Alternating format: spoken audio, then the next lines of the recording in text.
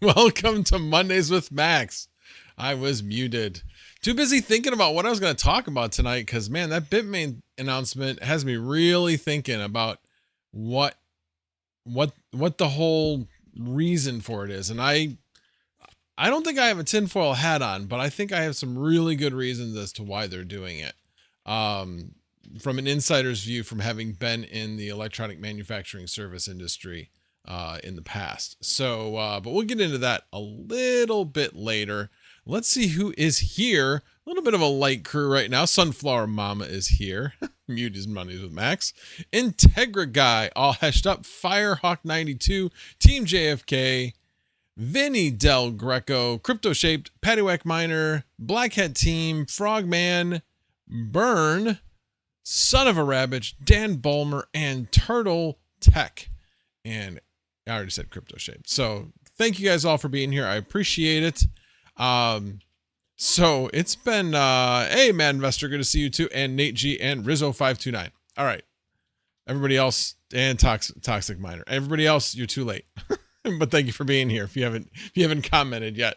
Talk a little bit about my weekend first, but God, it was just, I was planning on having a nice kind of relaxing weekend, and then work got in the way and other things got in the way. So Saturday had to work, ended up coming home, realized my Niox node was down, made me think, yeah, I think there was a power blip. So I think my server behind me actually rebooted, and the Niox node isn't set up in such a way that it'll automatically restart everything that needs to be restarted. So it's been down for about a week. So you had to do a bunch of different things with that. There's a video out there. If anybody ever has any problems with that, shoot me a DM. But I got that going, and then I also upgraded my Unraid, because Unraid version 7 now has a release candidate, not just a beta. So wanted to upgrade to the release candidate. It actually came with an updated Linux kernel as well. So not that I was having any trouble with the beta. Sometimes I'm of the mindset of, if it ain't broke, don't fix it. But anyway, it was good. So that was my Saturday. And then Sunday had a choir concert. So had a relatively, I thought was going to be a relaxing morning, but then was trying to figure out like what we were doing with my father-in-law's phone. We ended up ordering that, picking it up. We actually drove down to his house today to get it swapped out for him, get it set up so it's nice and simple for him. Actually easier than the iPhone with the way I have it set up, with, big old icons, big lettering, just basically making it really easy for him. Plus he already has an Android tablet. So now he only has one interface to learn. Set it up with the buttons on the bottom instead of the gestures, because that's what he's used to, is those buttons on the bottom. So a bunch of different things, just making sure it was set up for him. So that's what I did yesterday morning as far as getting that ordered and all set up. And then we picked it up after the choir concert. So we had a choir concert yesterday. And then last night, my son hit a pothole and flatted a tire, dented 2 rims. So helped him through that. So I went to bed late last night. And then this morning we wake up and the sump pump is constantly running, and it's running dry. You can hear the bubbles, that type of thing, for anybody that knows that noise. So then trying to figure that out. So I got a plumber coming out tomorrow to actually replace the check valve, which I really needed to have replaced a long time ago. And then just to kind of check everything out. But I probably could do the work myself, but with how I'd have to work, I'm not really sure I want to do that. So anyway, having somebody come out, just double check everything. And, but what it's really going to come down to is the Glentronics dual float controller. The float, actually, there's 2 pieces to it. There's a top and a bottom piece to it. So it basically is like redundant floats. If the bottom one doesn't pick it up, the top one will. Well, the bottom one wasn't working at all. And I don't think that's been working for a long time, because you can tell by looking at the side of the sump pit that that's where the water was going to, up to the top of the column where the floats go up and down. So then the top one I was thinking was stuck. It wasn't stuck. There wasn't any debris. There was nothing like that. That was the actual float controller itself. Saw a video on that the relay gets stuck. The solenoid gets stuck. So I can actually fix that, but the replacement for the whole thing, for the float and the dual float controller, is like $70. So I'm like, you know what? I'm going to get a replacement. I can fix it later so that if the next one breaks, I can just put this one back in. But yeah, that was, and then obviously I sort of went down to my father-in-law's. He's about an hour and 15 minutes away. And we picked up the part on the way down. We picked up the part, for the dual flow controller on the way down as well, since it was kind of on the way, mostly on the way. And then got back and I started preparing for the stream. So no relaxing really going on this weekend. Thankfully I didn't really have any time to catch the Bears game because of the choir concert. That was a blessing in disguise because that was horrible. But anyway, that was my weekend. And tomorrow, like I said, I'll have a half day tomorrow because I got to be back for when the plumber shows up. So, yeah. Good times, good times. And great time for my son to get some flats because he's driving up here next week. So, yeah. Friday or Saturday? Saturday. Yeah, that's what I thought. Saturday. So, alrighty. Well, let me see if there's any comments I need to respond to. Nope. Looks like everybody's kind of quiet tonight. Kind of quiet. Yeah, not potholes in the Chicago area. Although we have those around here too. Anytime you got like gravel filling up a pothole as a temporary fix and then it rains, it's going to wash out. And that's what happened to him. So, all right, well, let's get right into things. So everybody probably saw the, let me get out of that. Hang on, let me get to the announcement first. We'll start with this one. All right, let me change over to, there we go. So Bitmain obviously expands production line. Yeah, let's really define what production line most likely means. And most likely that means assembled, meaning that none of the parts are made here. They're just basically taking the ASIC boards, the housings, the cables, the fans. They're just putting together the puzzle, basically. They're not making the pieces of the puzzle. They're just putting the pieces together. So that does a number of things for them. One is, you didn't know this, they don't put tariffs on profits. And the profits are only associated with the final product. So if you are building something here as a final product and the costs are 50% of what the actual value is, well, instead of being tariffed 25%, you are taxed 21%, except all of your costs are deductible from that 21%. So instead of saying, okay, I'm going to be tariffed on a full 25% of the final sales price, which means 25% right off the top, I can't deduct a damn thing from that tariff. And I'm guaranteed the taxes in China are probably a lot less than they are in the US, but still, you know, where the profit, well, maybe they aren't. Since they are a communist country, maybe they are taxed heavier there. I don't know. So there may be benefits in taxation here in the United States as well. So a lot of this is somewhat speculation, but bottom line is, anytime a company does something like this, yeah, they spin it with marketing jargon and, oh yeah, it's better customer service, it's better this. Now, while that may actually be true, I can tell you that is not typically the reason why that they do that. They do it because of the almighty yen or almighty US dollar. That's the reason why they do it. So it's more profitable for them to do it this way. And there are a lot of things that can come into play as well. So if they are, no way around it, capacitors, resistors, inductors, any type of electronic component, not some of the ICs aren't made in China, the integrated circuits, but some of them, I would say a lot of them are. A lot of the simple ones are made in China still. So most of the components are still going to be gotten from China. So you're not going to be able to get around that tariff, or can you? Yes, you can. The way you do that is that you basically manufacture the PCBA, the printed circuit board assembly. So you have your bare circuit board that is printed. You have all your circuits laid into the board with multiple layers.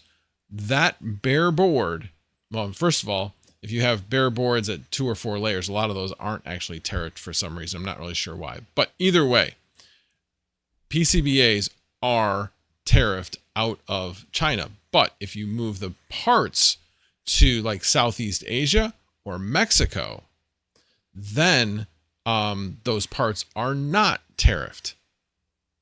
And the PCBAs coming from those countries are not tariffed. So instead of bringing in an ASIC and getting tariffed on all 25%, you can move things around as to where they're manufactured and basically do it to about the point where it's tariff free. So they are trying to get around the tariffs, but not in the way you would normally think. People think, oh, because it's manufactured in the United States, it's tariff free. No, that's not the case at all, because the parts coming into the country, if they're coming direct from China, are still tariffed. So let's just say, for the sake of argument, that they aren't moving any of the manufacturing, that it's still in China. So that, again, that could be the case. If they're doing that, they can, let's say they can use very creative accounting in the fact that they can state that that board is worth a certain amount. Because remember, this is now being manufactured in the United States. So this is not a sale of a product from China to the United States, but that in-kind transfer of related entities, shall we say, that's what the customs calls it, and IRS calls it.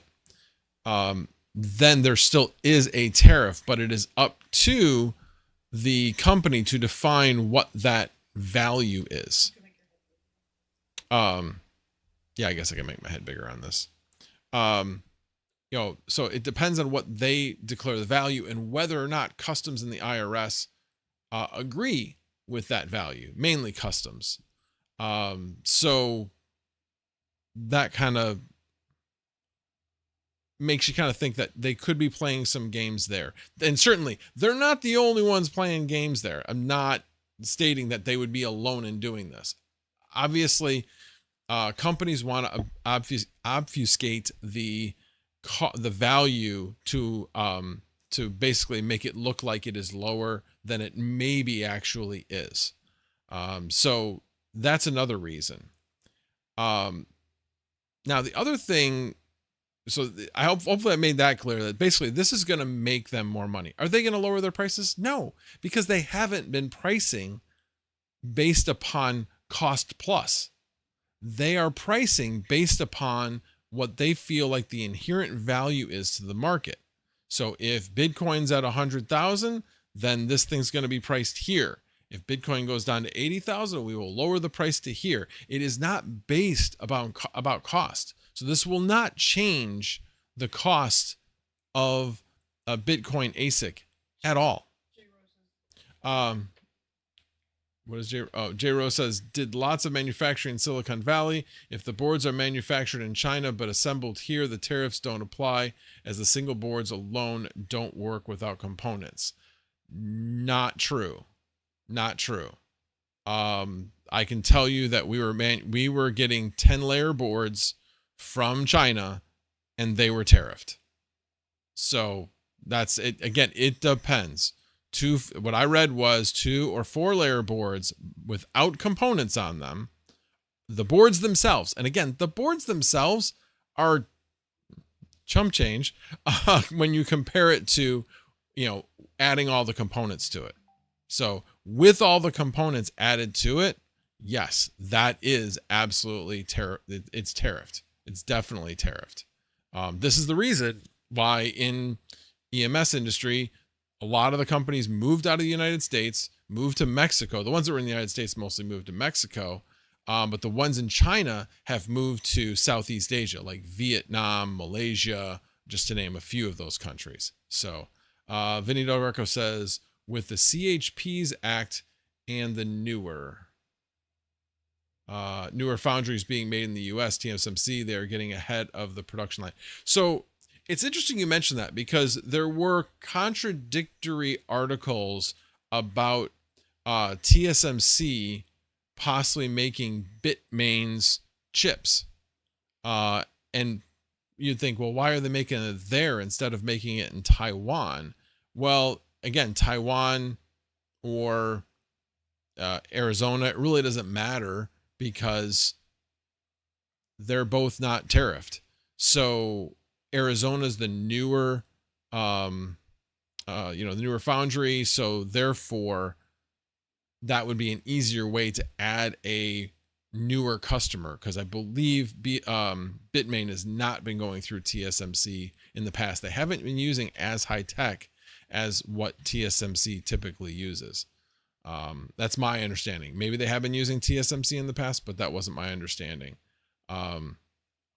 So anyway, but yeah, that kind of goes into that part of the story. But yeah, I was originally thinking earlier today that it would make a lot of sense for them to make the chip, the ASIC, the actual integrated circuit that goes on the ASIC board, make that in Arizona, then ship it to Mexico, have it be basically put onto a PCBA in Mexico, and then brought into the country without a tariff on the rest of the material. So yeah. So anyway, now the other thing, and this is kind of where I'd say it's kind of getting on the edge of tinfoil hat, but one of the things that as I was researching this, I don't know if you remember back in 2019, 2021, Bitmain announced building a huge, basically the world's largest Bitcoin mine. Here, let me just share my screen again. Bitmain is building the world's largest Bitcoin mine in rural Texas. So, why would they want to ship a finished product from China that they will now, as Bitmain, being shipped to themselves, will have to pay a 25% tariff on a known entity of what the cost of that item is? The known cost of that item, because it's for sale. So they got to pay a 25% tariff on that every time they bring it in. But if they don't manufacture it, they assemble it in the United States, then why wouldn't they just bring in all the pieces and set up a production line for their own Bitcoin mining facility? So here's my thought in the fact that, all of a sudden they came out and said, oh, look, we're going to be producing ASICs in the United States. And it seemed to come out of absolute nowhere. I know a lot of people have said, well, they really probably have had this in the works for a long time. Well, yeah, I'm sure they have, but that's because I believe they've been doing it in order to sidestep tariffs on their own product being used in their own Bitcoin mining farms. That's just smart business. I'm not criticizing them for it. It's just smart business. Why wouldn't you do that? It's going to be a lot cheaper to pay somebody here. I mean, again, what you're only talking about is the labor. The labor is not 25% value of the product. It's just not. You can test the boards in, quote unquote, test the boards in China, not say that they're tested, and then add that value in the United States, because they can't prove whether the board is tested or not. So, I mean, I'm kind of trying to think, how would I be thinking if I was a business person of looking at the gray area, always operating in the gray as opposed to the black and white. Is it technically illegal to do that? To lie about the fact of where the product's tested? Yes, it is. But how are they going to prove it? And that's what it really comes down to, is how are they going to prove it? I guarantee that's the way most upper executive people operate. They just do. It's all about profit.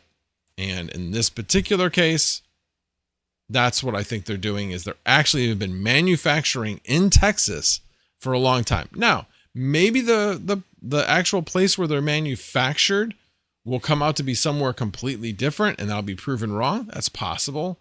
But it makes a lot of sense that they would manufacture in the same facility or near the same facility that they are have their own Bitcoin mining farm.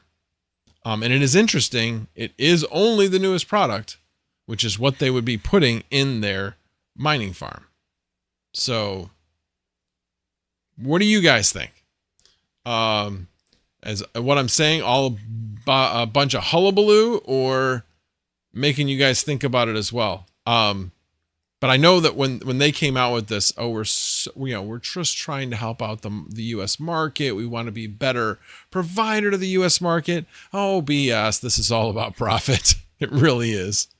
It's just the fact that maybe providing additional customer service and having parts here is just a nice, thing to have, just as a result of what you did.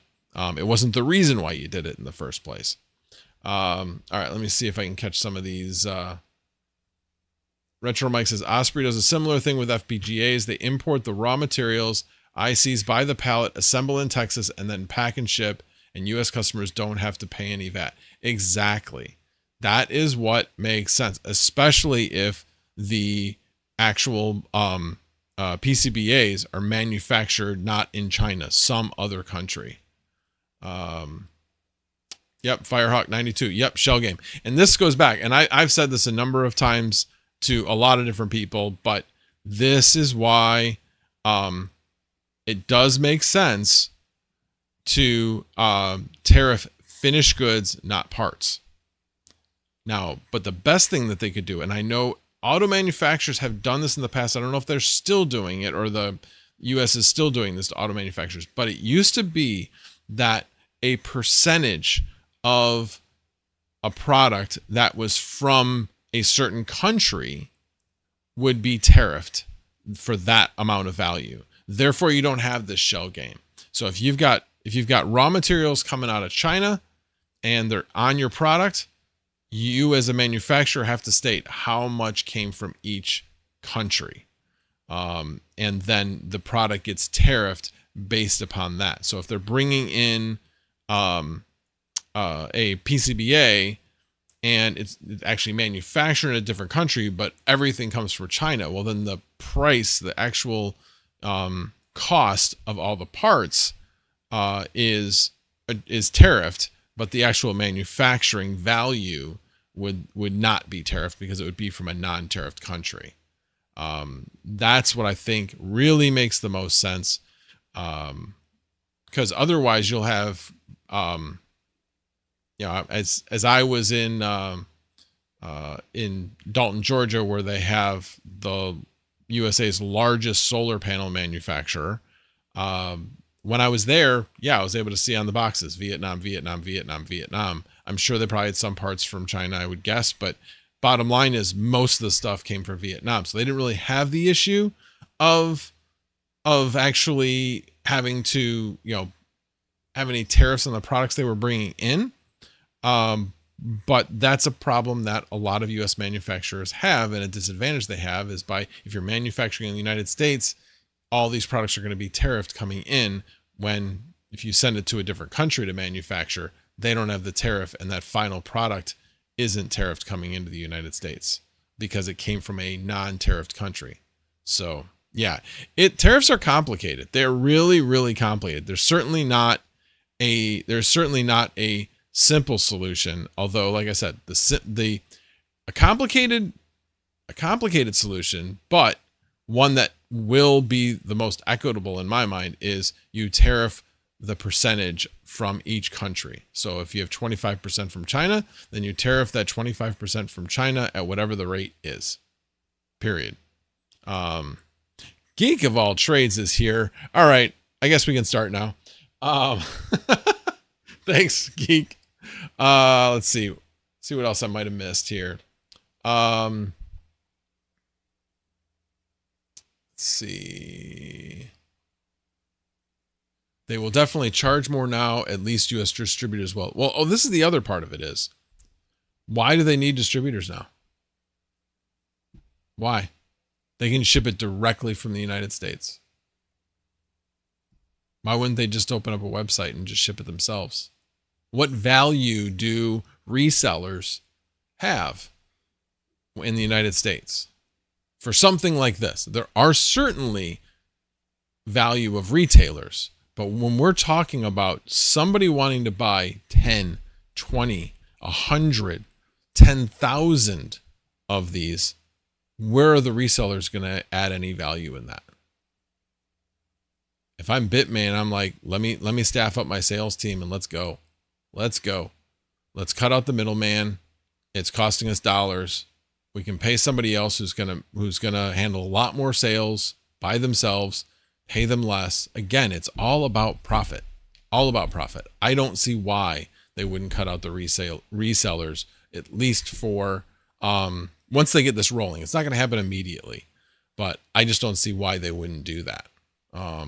So I guess we'll see what happens. Jackson Digital, good to see you, sir. All right, let me, well, thanks for saying hello, Chump. Appreciate it. Oh, absolutely true. We did that with set-top boxes and motherboards. I don't know what to tell you. All I can tell you is what my experience was with seeing the actual tariffs themselves, and actually having to charge the customer for those tariffs. We actually had a monthly report that we sent to our customers for tariffs, and then that was added to their invoice for the month.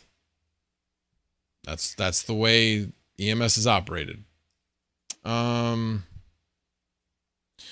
J Rose, the government has a rule of what % of the end product is workable, I think is what you meant, without final assembly for any tariffs to apply. As boards alone, they are useless and are assembled here. The rules don't apply. I can tell you 10-layer boards definitely are tariffed. And I just looked it up before this stream. Bare boards that are 2-layer or 4-layer are definitely not tariffed. That much I do know. So if we're talking about basic 2 or 4-layer boards, yeah, you're right. They're not tariffed. But 6 layers probably are in the gray area, but 8 and 10 definitely are tariffed. I remember I did have an 8-layer board that was also tariffed because we were looking to move that 10-layer board and that 8-layer board to some other location, whether it be Vietnam or Taiwan. And the 10-layer board, no, the pricing was actually too good in China to even have it be considered somewhere else. So we actually left that one in China, but the 8-layer board we moved. But again, all I can say, J Rose, that was back in 2018 to 2020. So maybe things have changed since then, but my understanding is that the tariffs have not changed, since Trump initially put them into, although there's been a few that have been added by Biden, but the basics of the electronic tariffs have not changed. Let's see. All hash up tariffs on the BOM will be low versus the retail price.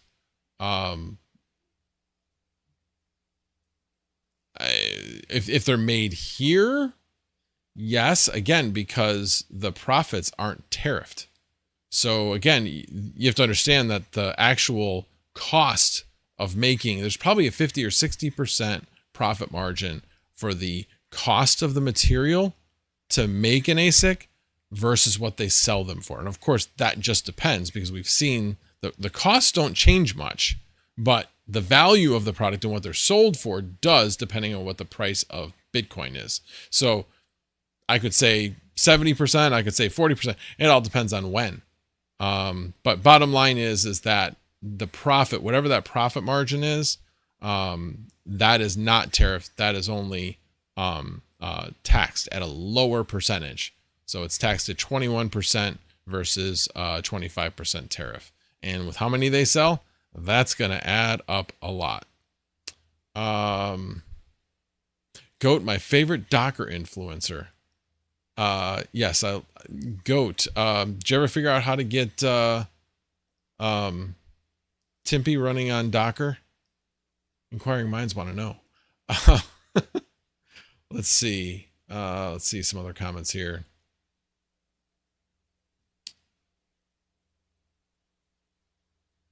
Oh, I'm aware I did it for 20 years in Silicon Valley. We worked with Motorola, Dish, Juniper, and others. I actually worked at Motorola for 7.5 years in the 90s. So yeah, I was an engineer there. Let's see. You worked at which one in Illinois? Motorola or what? Bleach? Be curious. Oh, let's see. Your Syncrobit Helium hotspots have CM4s. They don't have standard Raspberry Pis? Interesting. Huh. Was not aware. Because I know most of them, like if I look at like the one everybody's got, the gold and black ones, those are just standard Raspberry Pis that are in those. Mining King, welcome. Good to see you. And of course, Retro Mike and everybody else who has shown up. Been trying to catch people on the way. Yusuf Puts, welcome. And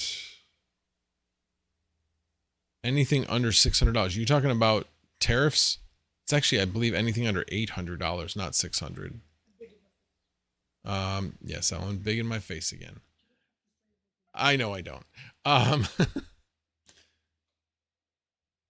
Resellers provide support. They don't want to do it for people that buy 50 machines or less. Well, and when you say resellers provide support in what way? They're not the repair facility. They're not, tech support, as I understand it. And maybe they are, but yeah, I don't know. Could be right. I just, if I'm them, I'm thinking, how do I take advantage of the fact that I now am making enough product in the United States that I have an excess that I can now sell to the United States? So that's what I'd be thinking. Red Panda Mining is here. Good to see you, sir.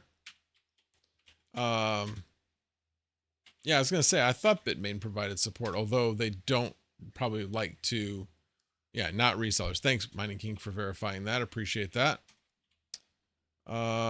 Geek of all trades. I have my Timpy collector node running on Mint Linux. Works great with the script they have, finally. Oh, but you're not running it straight, like in a container within Proxmox or something like that, where it's a straight container. I was hoping I could get it running on a Docker container in Unraid, like where I wouldn't have to create a VM first and then create the Docker within that. But I haven't been able to figure out how to do that. Bleach, Motorola, what years? Like I said, I worked 90 to 98. Midway through 90 to the beginning of 98. Rigged? What was rigged? What was rigged? What did I miss? I didn't have any drawing or anything. Retro favorite mining core content creator. All right, let's see here. They make weapons like smart landmines. Huh. I'm assuming you're talking about Motorola? Wasn't aware of that at this point. Oh, Timpy band price discussion, classic ETCMC scam behavement. Except they actually have use. ETCMC, I don't think ever had any use.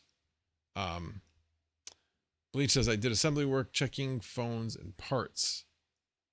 Nice. What?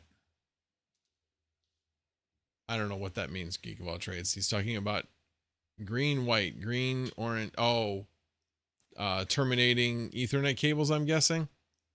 I have never done it, but I'm guessing that I know that the little wires usually have multiple colors on them, so I'm guessing that that's probably what that is. Oh yeah, there. Richard Mike says, "LOL." The RJ45 life. So yeah, terminating Ethernet cables.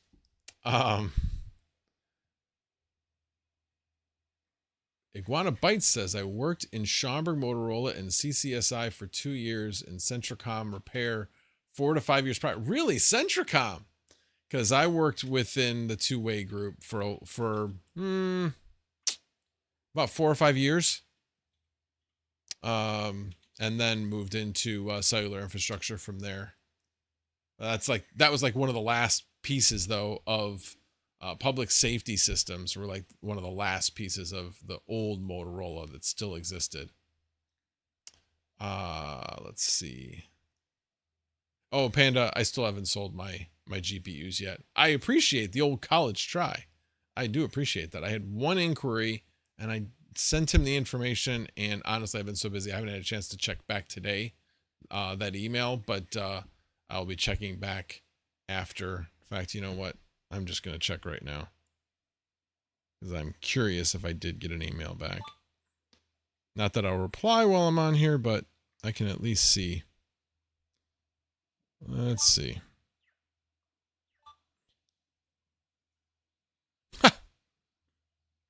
Okay.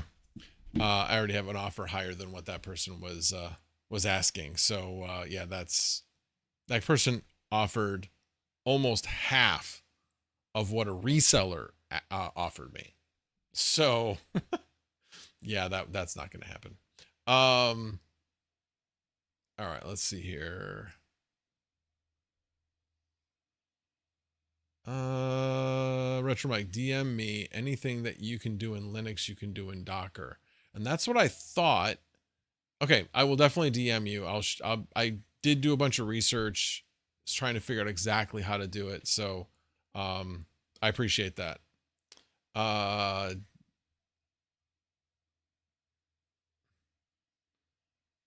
G, Red Panda, any detail about the spamming of the other stream? I have no idea. Was Panda streaming right before this? And that's why all of a sudden I did not see a raid or anything like that. But if he did, thanks. Appreciate it. Let's see. All right, I'm kind of catching things as a little bit late, so I'm missing some of the pieces. What was that? Because I realized, well, I guess none of you guys are going to buy it anyway. So because I look at it as 25090s are going to be more valuable to me than those GPUs. That's why. So I've already been going all in on AI. I've been mining Aleo with it. It's profitable, but it's not anywhere near as profitable as 25090s are going to be on pretty much any platform. So that's my play. That's why I'm doing it. All right. And then was a stream with Volk Miner team, but terrible stream. VOLC Miner. Oh, okay. Yeah, I don't know anything about that. Know nothing about that. Like I said, I've been a little wrapped up in things. I missed Panda's Sunday stream. I was too busy trying to get that phone ordered and talking to my father-in-law saying this is going to be a good thing. He had a 4-year-old iPhone. He hated it. So yeah, he's going to be much happier with this. He actually even said that. He's like, man, this thing's going to be cool. You're showing him a few of the tricks. All right. Well, let me move on to a couple other things I was going to talk about. So I mentioned that I had a problem with the floats on my sump pump. So I was looking for alternate solutions. One really easy alternate solution is just buy an external float and plug your sump into it. If it's stuck on, who cares? Just plug it in and you're good. But another really interesting one was to use a smart plug. And make a cron job on a Linux machine that reaches out to it. Obviously, it's timed every so often, and you tell it to turn on for a certain period of time. So instead of it just running, you can be telling your switch to turn on, your smart plug to turn on and off at given intervals, just to make sure that your pump doesn't like burn out. So I thought that was pretty interesting. So yeah, I did some deep diving into that today in case I didn't find another solution. So I thought that was kind of interesting. And let's see, what else did I have on here? Gosh, I think I pretty much hit everything that I had, at least for tonight. I figured you guys would be a little bit more talkative about the Bitmain thing. I found it really fascinating. I mean, obviously, I haven't talked about, well, great, now they're not going to have customs delays. Yes, that's a nice thing, but that wasn't the reason why they made the decision. Initially, it may have been why they rushed it and got it going right now, but it wasn't the original reason why they did it.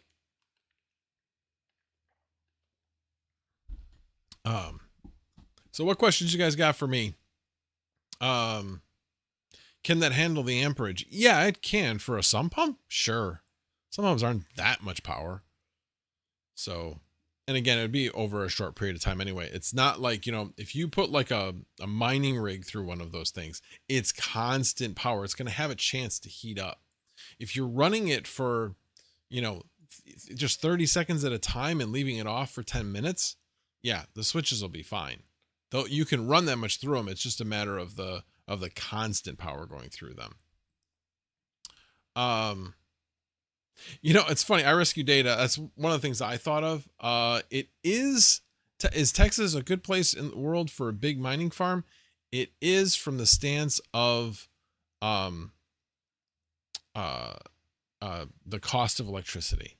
That's the reason why Texas is a good place. Yes, you may have to, what's the word for it? Mining King, what's the word for it? Basically, you're calling your how much you're mining at that point. You're turning things off, but you're also making money on that. So, they're making money when they're working with the utility and turning everything off. So this is what people that aren't in crypto don't understand, is the fact that, yes, and this is the one point where I do agree with, I don't think Trump has any idea why he's saying it, but the fact of the matter is could it cause, by bringing in more Bitcoin mining, could it cause electrical prices to go down? Yes. If we are able to increase production to basically supply all of those, steady state. And when we have the peaks and things like that, the Bitcoin mining farms turn off and the utilities pay them to turn off. Yeah, that could actually lead to some lower energy prices. So I don't know. That'll be kind of interesting. The more Bitcoin mining we get in this country, to see if that will actually help bring energy prices down. So we'll see about that. Let's see. Yeah. Ted says, there is another backup for sump pumps. It is a water pump powered by your home's water. So if you lose power, it can still pump instead of flooding. Yeah, I would have to have water anywhere near there. And I don't, but that's interesting. I'll take a look at that. I like technology. It'd be pretty interesting. What? I said it would be interesting to look at. That's all. We're not putting more water in the basement. Anyway, Vinny Del Greco, thanks for starting that at ERT. I appreciate that. Vinny Del Greco, MicroStrategy bought another $2 billion worth of BTC last week and announced today holds 2% of the entire supply. Thank you, Retro Mike. Curtailment was the word I was looking for. 2023 mining disrupt word of the day was curtailment. Yes, it was. It was also, it seemed like Mining Disrupt talked a lot about, hey, why don't you not just do this, but also do AI? You don't need to just do mining. Look at how much money you can make doing in your same facility. You could also be doing AI. Which I was like, shut up. Don't tell him that. Ted said, we have a full-size battery backup if the power goes out, but we have only lost power 3 times in 32 years. It's been very, very rare that we have lost power. I don't know if it's only been 3 times, but it hasn't been very often. That's for sure. That is for sure.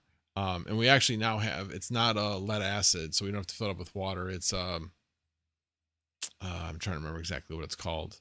It's not a lithium ion, but it's a, and I don't think it's a, I don't know. It's one I don't have to fill. It will last 7 years. Easy. So let's see. Yeah, it runs off 12-volt battery. Erd says, I'd rather pay a couple $100s than tens of thousands for a remod. Oh, well, trust me, we have insurance. And I'm not worried about the remodeling. I'd be more worried about all the equipment in the basement, honestly. But what was that? Yeah, and we have alarms all over the place in the basement. We have one by the water softener, one by the washing machine, one by the ejector pump, and then one by the sump pump. And we have a couple others that are nearby those as well. So yeah, I definitely highly recommend that if you got a basement and you got a bunch of things that could fail in the basement and cause water. Oh, the other one is by the water heater. I forgot about that one. Put water sensors down there. They all connect up into a central point. They hook up into an app on your phone. And trust me, when one of those catches some water, it's a loud alarm that goes off on your phone. It will definitely get your attention. Definitely get your attention. All right, let's see here. What else are you guys talking about? That was 2024 Mining Disrupt Hot Topics. AI is a side hustle for crypto miners. Yeah, it was pretty much. And it wasn't so much for like the home crypto miners. It was a big thing with the big crypto miners. Richie Rocket gel cell. Yes, that's what it is. It's a gel cell. Thank you. It wasn't a LifePo. It wasn't that advanced. Not even close to being that advanced. Let's see.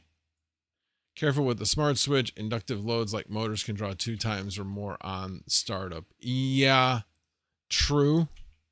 I don't think it pulls that much though.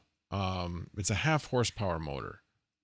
So anyway, I thought it was interesting. I'm not doing it because I found a better solution, but I just thought it was interesting how people can be very creative in creating a solution that works, at least until you can get a real solution in place.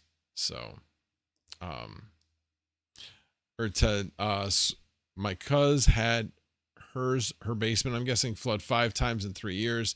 Then she got that pump and her water company won't charge her when she loses power now. Her insurance just cuts them a check. No questions. Interesting. You have 2 SLA batteries on an auto transfer switch hooked up to my sump pump. I am not dealing with shoveling buckets again. Yeah. I will tell you that it's not always about just the sump pump. It's about making sure that you have your drainage right. And let's just say when we get like 3 inches of rain, 4 inches of rain in an hour, and things aren't quite right outside, then yeah, that pump fills up. I can still remember the last time we did it. I was busy using the shop vac to dump into buckets that were being run upstairs and being poured outside. So yeah, that was definitely not fun. Switched from salad to vast, did 1 day at full TDP. Now got an AI job unverified. Nice. Good to see. Yeah, I'm kind of, what GPUs are you running, iRescue Data? I still have all my 4090s on Vast, but I have 3090s, 4070 Ti, 4070, and three 3060 Ti's still all on salad. And they're kind of up and down. They're doing well today. I will say that. Definitely was making like, in the last 24 hours, I was making like $11. So doing pretty well. Not really any complaints there. Goat says, yeah, when it rained like crazy earlier this year, that pump ran almost nonstop. Yeah, mine did run nonstop. 5950X with 4090. So yeah, then yeah, 4090 is definitely going to do better on Vast than on Salad, in my opinion. Yes, the value of a good sump pump is underrated. Yeah, that's one of the reasons why I'm having him come out, because that it just kind of like to do an overall check. He may just end up replacing the sump pump anyway, because it's old, it's had a hard life. But he may look at it going, oh, that type, that'll pretty much last forever, because that's what I told him to put in the last time, and I can't remember what he put in.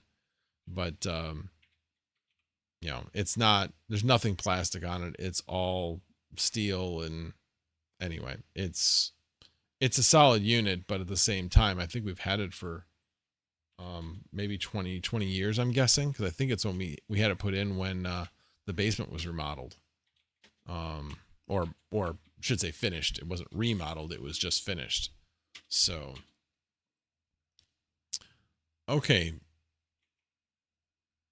I'm not even gonna try to say that word. Platelet gel, I got that part. Autologous. Is that how you say that word? Yeah, I don't know. Anyway, Richie Rocket says, rent a small backhoe and expose the block all the way down to the footer coat the block with 2 thick coats of what we call black mammy, which is a rubberized liquid. Until it dries, nothing penetrates. It's not about penetrating into the basement. Nothing's penetrating into the basement. We have no leaks. This is about the water going down to the drain tile as intended and then running into the sump pit. So yeah, we don't have any leaks. Got no problems there. Yeah. Alrighty, guys, I'm going to cut this one a little short. It's been a little busy today and I'm kind of tired. Yeah, hit the like on the way out, though. I really appreciate that. But I appreciate you guys all getting here. Wow, I feel bad now because I feel like now people are finally getting here. Man, I can't even believe anybody didn't mention the you know what. Anyway, alrighty, guys. Well, thank you guys for being here. I do very, very much appreciate it. If you are watching this on repeat, would love to hear your comments. Love to hear your ideas, comments, whatever, down in the comment section regarding the Bitmain being manufactured in the United States. Would love to hear your thoughts on that. Like I said, I kind of put some thoughts together and maybe I'm way out in left field. Don't think I am, but if you think I am, please put it in the comments. I would appreciate it. Carl Cote's like, I just got here. Sorry, man. Alrighty, guys, have a good one. And the general is out. Have a good night, everybody.